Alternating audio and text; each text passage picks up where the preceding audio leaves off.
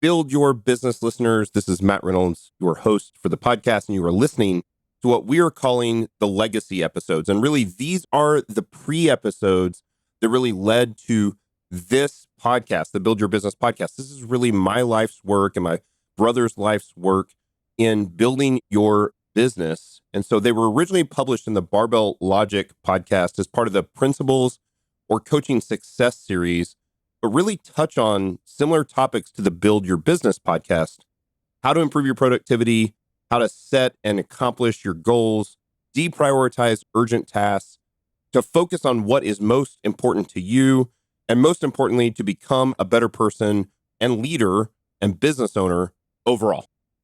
I'm proud to bring you these podcasts. Again, many years of life's work, several years of podcasts, and several decades of business ownership. Hope you enjoy them and learn from them. You're listening to Barbell Logic, brought to you by Barbell Logic Online Coaching, where each week we take a systematic walk through strength training and the refining power of voluntary hardship.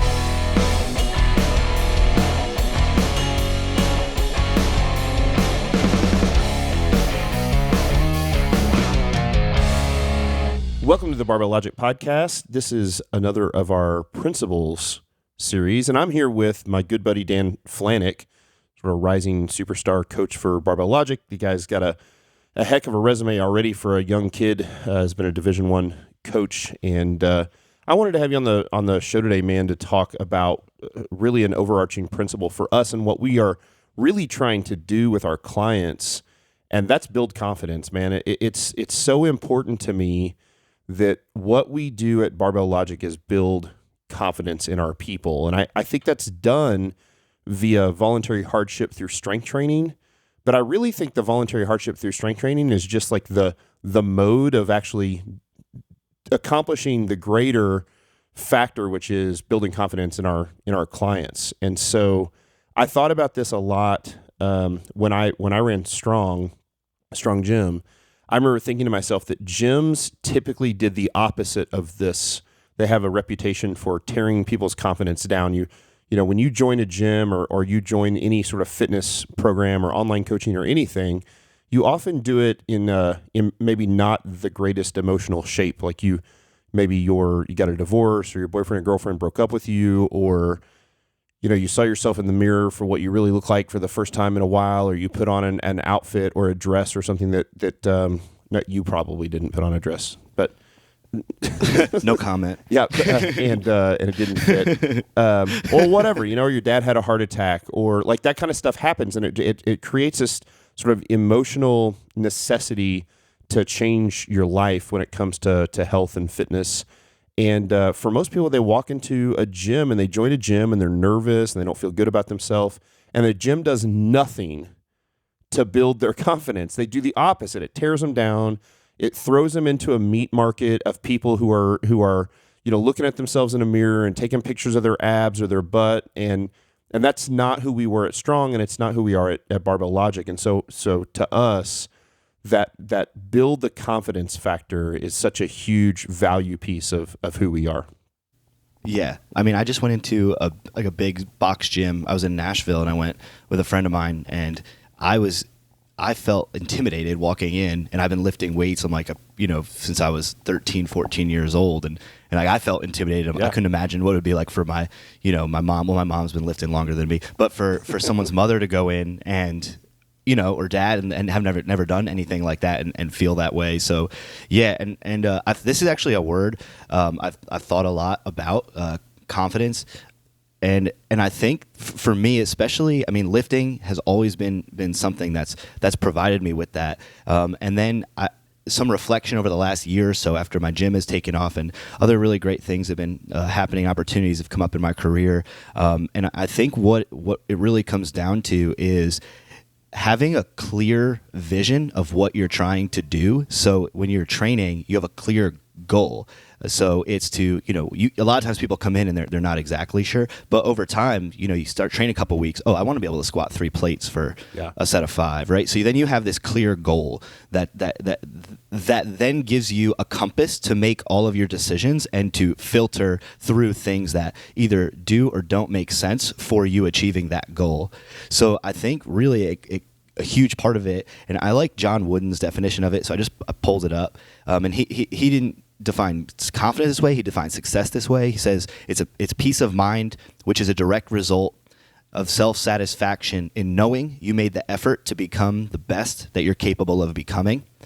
And so I like that. That's because great. If you're focused on a goal, and then all of your decisions, depending on how important that goal is to you, but if it's important to you and the people you're talking about, dad had a heart attack, they see parents getting older, kids who want to play sports, all different types of goals, the level of importance will dictate how strong you adhere to the things that you need to do to get to that goal. Then all of your decisions are much more easily made because you're very clear on what you're trying to do. Yep. And so what other people say about you, how other people perceive you, the negative thoughts that come into your mind, those sorts of things, you can manage much better because deep down you understand that what you're doing is very important to you and you can filter through those things. And that, for me, builds a sense of confidence because it's like knowing, every night I go to bed knowing that as long as I stay true to those values that are going to get me to those goals, then I'm okay with whatever else happens outside of my control. And I think that's the peace of mind aspect of it. Yeah, I love that. And I think it's important to point out too that for us, a big piece of that is you actually have to have an objective, quantifiable, measurable goal. And the thing that a lot of people do when they join a gym is they go like, I just want to look better. Well, what does that mean? Like, that's so subjective. You just want to look better. And everybody wants to look better. I want to be clear about this. And looking better, whatever subjective sort of thing that is certainly something that's on almost everybody else, on everybody's radar, right? There's nothing wrong with that. But for us, what we do is we quantify those goals. Like, well, I know that if I get strong, if I increase my squat this much or my bench and I chase after those PRs, I have a quantifiable method to say, like, I'm on the path to achieve that goal. And the byproduct of that is often aesthetics improvement, especially when you pair it with, for us, like the aesthetics improvement, a lot of times it's a waist measurement too. So, okay, my waist measurement is 42 inches. My goal is to make my squat go to X and my bench press go to X and my waist go to 40 inches or under 40 inches or whatever.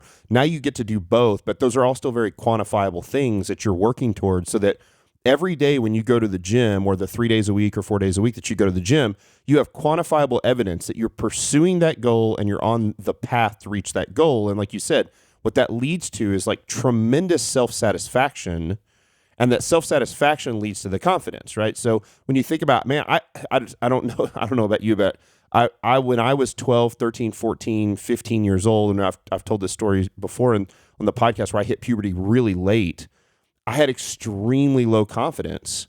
And so my own experience is that what I discovered in the weight room really changed the way I carried myself. I mean, completely changed it. And it's not that I think about what my social life was like or my mental life was like or my school, like academic life or even my spiritual life at the time. All of those things got better. And I don't think that all of those things, it was entirely based on the weightlifting. But certainly the most general thing I did that changed me from a low self-esteem person to a person that carried myself, with my shoulders pulled back and my head up high was the strength training. Yeah, and I had similar experiences. I was a year younger than everyone in my grade. My mom let me go to school when I was 4 rather than 5, and so puberty, I was behind everyone else in my grade.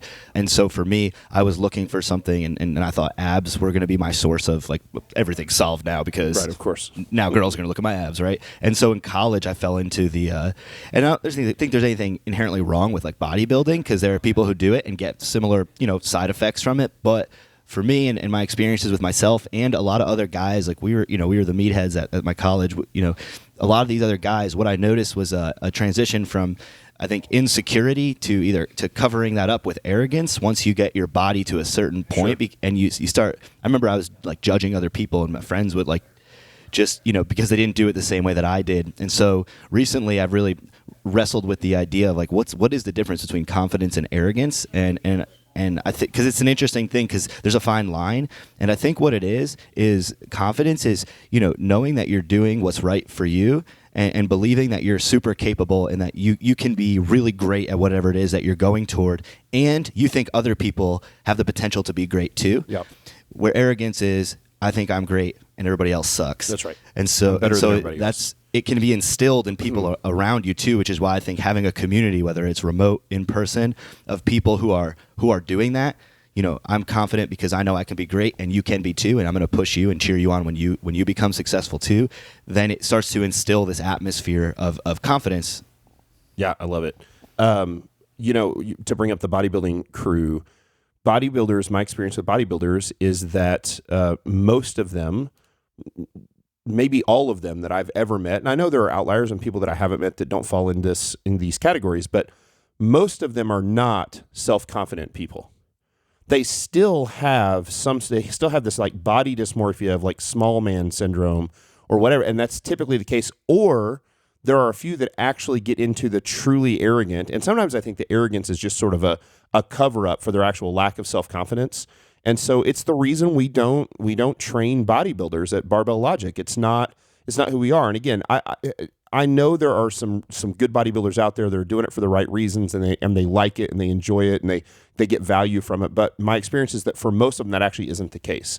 It comes from like a deep rooted pain piece in their mind that's like, I'm not gonna be good enough, and no matter how perfect they look from a bodybuilding perspective, most of them still just, it's this body dysmorphia. They've got this, they can find a little tiny pinch, the little tiny bit of fat on their belly or their obliques or whatever, and they obsess over those things, or they get into the, what, like guys like Phil Heath, who's, was been Mr. Olympia many times, and he's got a real reputation for being like a giant arrogant prick.